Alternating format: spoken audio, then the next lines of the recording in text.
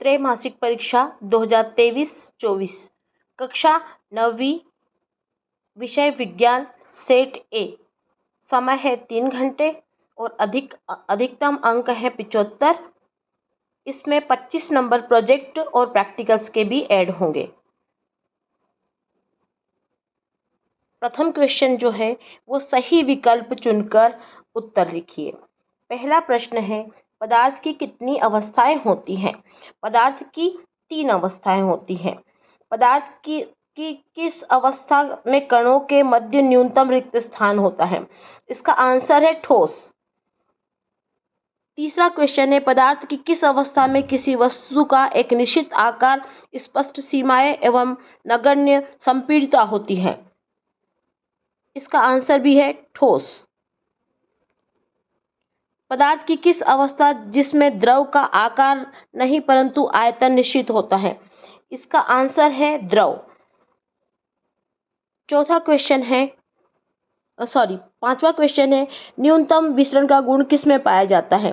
न्यूनतम विसरण का गुण ठोस में पाया जाता है। छठा क्वेश्चन है, विलयन का वह घटक जिसकी मात्रा दूसरे से अधिक होती है और जो दूसरे घटक को विलयन में मिलाता है उसे क्या कहते हैं? जिसकी मात्रा अधिक होती है वो होता है विलायक और जिसकी मात्रा कम होती है वो विलय। तो उत्तर है इसका विलायक। सेकंड क्वेश्चन जो है, रिक्त स्थानों की पूर्ति कीजिए। इसमें प्रथम क्वेश्चन जो है, विलयन एक रिक्त स्थान मिश्रण है। इसका आंसर है समांगी मिश्रण है। दूसरा क्वेश्चन है, कोलाइडी विलयन द्वारा प्रकाश की किरणों का फैलना कौन सा प्रभाव कहलाता है? इसका आंसर है टिंडल प्रभाव।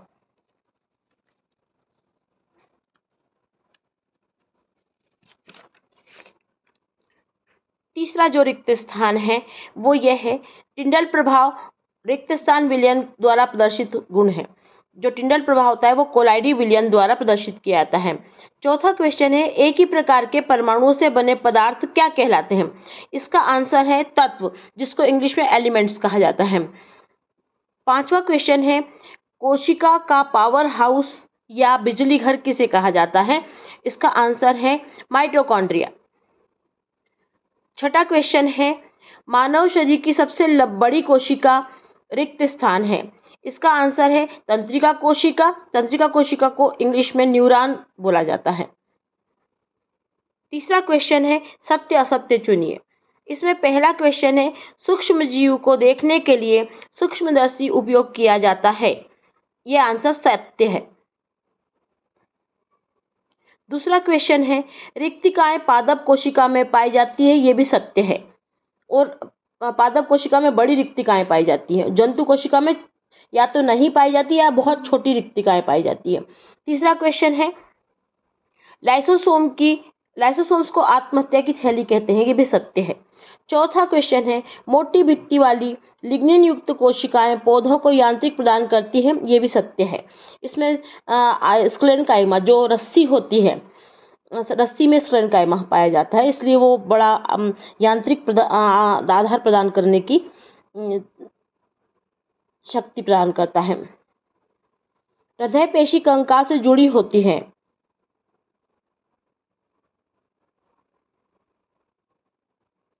इस प्रश्न को क्लियर नहीं दिया गया था, इसलिए इसमें यदि सत्य भी लगाएंगे असत्य भी होगा तो दोनों सही देना होगा। छठा क्वेश्चन है, विभज्योतक जिसको मेरिस्टेमेटिक टिश्यू बोला जाता है पौधे के वृद्धि वाले क्षेत्रों में पाए जाते हैं। ये सत्य है। चौथा क्वेश्चन जो है, सही जोड़ी जमाइए। पहला क्वेश्चन है, पत्तियों से भोजन का परिवहन, पत्तियों में जो भोजन बनता है उसका परिवहन पत्ती से जड़ों तक फ्लोएम के द्वारा किया जाता है। तंत्रिका कोशिका, इसको इंग्लिश में न्यूरॉन कहा जाता है, तो इसका आंसर न्यूरॉन है। भार का एसआई मात्रक जो होता है वो किलोग्राम होता है। वेग का एसआई मात्रक ms⁻⁻1। बल का एसआई मात्रक न्यूटन। शक्ति का एसआई मात्रक यह है वाट, जो कि अपने घरों में जो बल्ब यूज किए जाते हैं उसमें लिखा होता है, इसकी शक्ति लिखी होती है। पांचवा क्वेश्चन है, निम्नलिखित प्रश्नों के उत्तर एक शब्द या एक वाक्य में दीजिए। पहला जो क्वेश्चन है, गति का प्रथम समीकरण लिखिए। गति का प्रथम जो समीकरण है वो डेल्टा यू बराबर क्यू प्लस डब्ल्यू। दूसरा क्वेश्चन है, वस्तु द्वारा अपनी गति अवस्था में परिवर्तन के विरोध को क्या कहते हैं? इसका आंसर है जड़त्व। इसको इंग्लिश में इनर्शिया कहते हैं। जो स्थिर अवस्था होती है या जो विराम अवस्था होती है उसको जड़त्व कहा जाता है। तीसरा जो क्वेश्चन है, असमान द्रव्यमान की दो वस्तुएं एक ही संवेग से गतिशील है, किसका वेग अधिक होगा? हल्के द्रव्यमान वाली वस्तु का। क्रिया एवं प्रतिक्रिया बल किस दिशा में कार्य करते हैं? विपरीत दिशा में। ये गति का तृतीय जो नियम है या थर्ड जो नियम है उस पर आधारित क्वेश्चन था। गति के द्वितीय नियम का समीकरण लिखिए। गति के द्वितीय समीकरण का सूत्र है s बराबर ut plus half at square. छठा क्वेश्चन जो है, m द्रव्यमान की वस्तु जिसका वेग v है, इसका संवेग क्या होना चाहिए? संवेग का जो समीकरण होता है p बराबर m इंटू वी, तो यहाँ पर आंसर होगा m इंटू वी। लघु उत्तरीय अति लघु उत्तरीय प्रश्न छठा जो क्वेश्चन है उसमें यह दिया गया है कि ऊर्ध्वपातन किसे कहते हैं?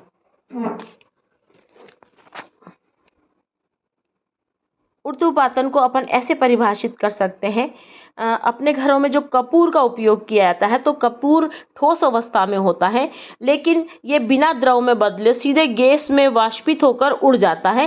तो ऊर्ध्वपातन एक ऐसी घटना है जिसमें कोई भी ठोस जो ऊर्ध्वपातित हो सकता है वो ठोस अवस्था से बिना द्रव में बदले हुए सीधे गैस अवस्था में परिवर्तित हो जाता है, इसे ऊर्ध्वपातन कहते हैं। इसके उदाहरण है नेफ्थलीन, जो अपने घरों में फिनाइल की गोलियां यूज़ की जाती है वो, कपूर, आयोडीन, ऐसे बहुत सारे इसके उदाहरण हैं।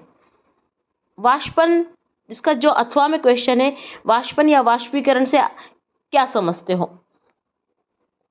इसका आंसर यह है कि किसी भी द्रव को वाष्प में बदलने की क्रिया को वाष्पन कहा जाता है। और इसका सबसे अच्छा उदाहरण है, अपने घरों में जो नमक आता है वो समुद्र से प्राप्त किया जाता है, और समुद्र में जो समुद्री पानी होता है उसको वाष्पन के द्वारा उड़ा दिया जाता है और जो शेष भाग बचता है उससे नमक प्राप्त कर लिया जाता है। तो वाष्पन का सबसे बेस्ट एग्जाम्पल अपने घरों में यूज़ होने वाला नमक है, जो उसे प्राप्त किया जाता है वो वाष्पन ही होता है। नेक्स्ट क्वेश्चन है, जो बड़े क्वेश्चन है वो तो अब यहाँ पर नहीं बता पाएंगे, लेकिन छोटे छोटे क्वेश्चन के जवाब जरूर मैं आप लोगों को पहुँचा दूंगी।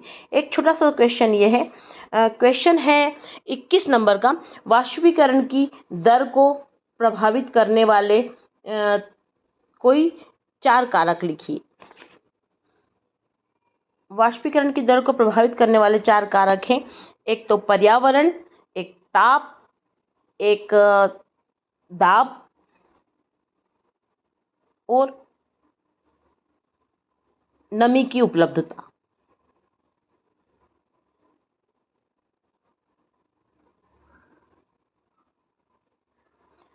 बाईसवां क्वेश्चन जो है उसमें यह लिखा हुआ है कि समसूत्री कोशिका विभाजन को स्पष्ट कर इसके 2 महत्व लिखिए। समसूत्री विभाजन कोशिका विभाजन का एक वह प्रकार होता है जिसमें एक कोशिका से 4 कोशिका प्राप्त की जाती है, और इसमें एक कोशिका से जो मात्र कोशिका होगी, जो उसमें गुणसूत्र होगा, वही गुणसूत्र की संख्या पुत्री कोशिकाओं या डॉटर सेल्स में भी या संतति कोशिकाओं में भी वही रहेगी। यदि 4 गुणसूत्र है मदर कोशिका में तो संतति कोशिका में भी गुणसूत्रों की 4 ही संख्या होगी। इसीलिए इसको समसूत्री मतलब समान गुणसूत्र की संख्या के आधार पर ही इसे समसूत्री विभाजन कहा जाता है। जब भी हमें कोई चोट या कोई चोट लगती है तो वहाँ पर जो ऊतकों का लॉस होता है वहाँ पर उसके रिपेयरिंग के लिए समसूत्री विभाजन ही होता है। ये सोमेटिक सेल्स यानी दैहिक कोशिकाओं में पाया जाता है, जबकि जनन कोशिकाओं में अर्धसूत्री विभाजन पाया जाता है।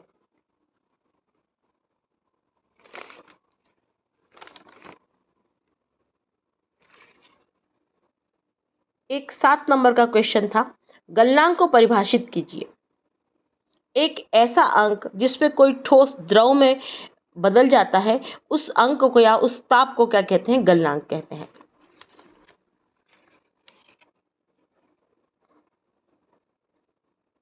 जैसे पानी का बर्फ़ जो होता है वो पानी में जब परिवर्तित होता है तो वो 0 से तो 4 डिग्री सेंटीग्रेड के बीच में वो द्रव में परिवर्तित हो जाता है। तो 0 से 4 डिग्री जो सेंटीग्रेड होता है वो उसका गलनांक कहलाएगा। इसके अथवा में एक क्वेश्चन दिया गया है, गर्मियों में मटके का जल ठंडा क्यों होता है? गर्मियों में मटके का जल ठंडा इसलिए होता है, पहली बात तो जो मटका होता है वो मिट्टी का बना होता है और मिट्टी पोरस होती है ना, छिद्रित होती है, और उन छिद्रों से वाष्पीकरण के द्वारा जो गुप्त ऊष्मा होती है वो मटके के पानी से ली जाती है और उसमें गुप्त ऊष्मा के कारण वाष्पीकरण के साथ साथ उसके ताप में भी परिवर्तन हो जाता है और इसलिए मटके का पानी ठंडा हो जाता है। तत्व से क्या समझते हो? मोस्टली की आवर्त सारणी में 118 तत्व दिए गए हैं। एक ही प्रकार के परमाणु की अवस्था को क्या कहा जाता है? तत्व कहा जाता है। और ये 118 जैसे hydrogen, nitrogen, carbon, phosphorus, sulphur. इसमें एग्जाम्पल में दे देती हूँ। हाइड्रोजन का परमाणु क्रमांक 1 होता है, भार भी 1 होता है, इसका प्रतीक H होता है और ये आवर्त सारणी में जो मोस्टली की आवर्त सारणी है उसमें प्रथम स्थान पर इसे रखा गया है। निलंबन किसे कहते हैं? इसके और में जो क्वेश्चन है वो निलंबन किसे कहते हैं? इसको इंग्लिश में सस्पेंशन कहा जाता है। निलंबन एक ऐसी विलयन की अवस्था होती है, विलयन का प्रकार होता है जिसमें विलेय इतने बड़े कण होते हैं कि वो अपनी खुली आंखों से दिखाई देते हैं, जैसे रेत और पानी का मिलना। चौक को जब अपन पानी में घोल लेते हैं तो उसका जो विलयन बनता है उसको क्या बोलते हैं? निलंबन कहते हैं। और आपने जब भी देखा हो कि बाढ़ आती है तो बाढ़ में जो बहुत गंदा पानी जो होता है जिसमें आपको धूल मिट्टी के बिल्कुल स्पष्ट कण दिखाई देते हैं, वो गंदेला जो पानी होता है वो निलंबन ही कहलाता है। शुद्ध पदार्थ क्या है? एक ही प्रकार के तत्वों से बना हुआ जिसमें कोई मिलावट नहीं होती उसको शुद्ध पदार्थ कहते हैं। जैसे कि लोहा, शुद्ध लोहा जो होता है उसका प्रतीक F ही होता है, परमाणु क्रमांक इसका 26 होता है और लोहे की बनी कोई सी भी शुद्ध चीज जो होगी उसको अपन शुद्ध पदार्थ कह सकते हैं। इसके अथवा में एक क्वेश्चन है, ब्राउनी गति क्या होती है? जो सूक्ष्म जो कण होते हैं वो एक ही स्थान पर स्थिर नहीं होते, वो हमेशा गतिशील होते हैं। तो वो जहाँ भी उन्हें ऊर्जा प्राप्त होती है वहाँ पर वो गति करते रहते हैं और ऐसी टेढ़ी मेढ़ी गति को झिकझिक गति कहा जाता है और इस झिकझिक गति को ही ब्राउन नामक वैज्ञानिक ने ब्राउनियन गति नाम दिया है।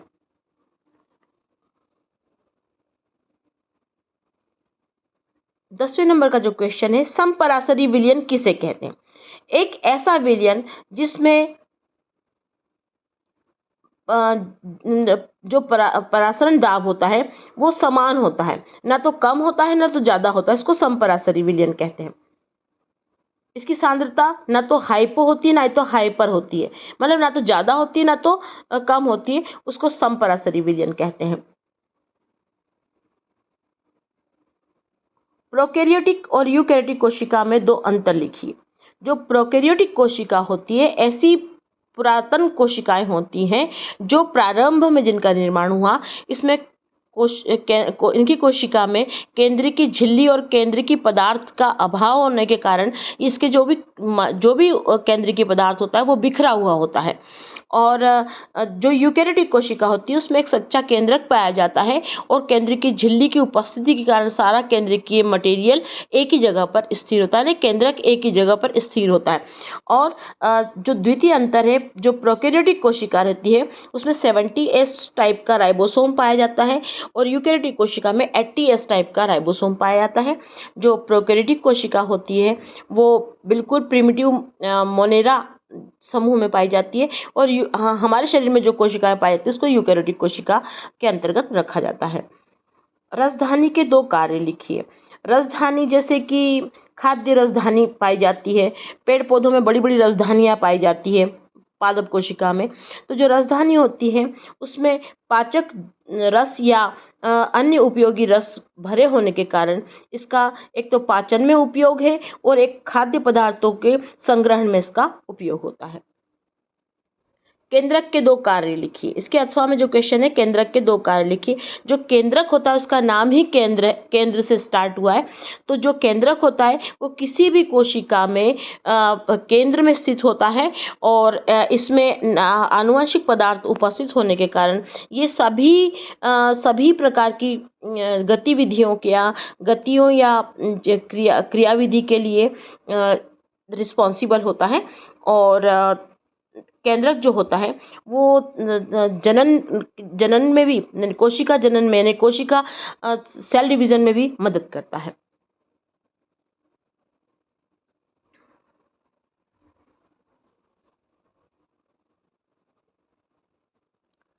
एक क्वेश्चन जो है 16 नंबर का क्वेश्चन है, गति का प्रथम नियम लिखिए। गति के प्रथम नियम जो आइजैक न्यूटन थे उन्होंने गति के 3 नियम दिए थे। उसमें प्रथम नियम ये था कि जो वस्तु गतिशील है वो गतिशील ही रहेगी और जो स्थिर है वो स्थिर ही रहेगी जब तक उस पर कोई बाह्य बल आरोपित नहीं किया जाता है, उसकी स्थिति में कोई परिवर्तन नहीं होता है। ये गति का प्रथम नियम है।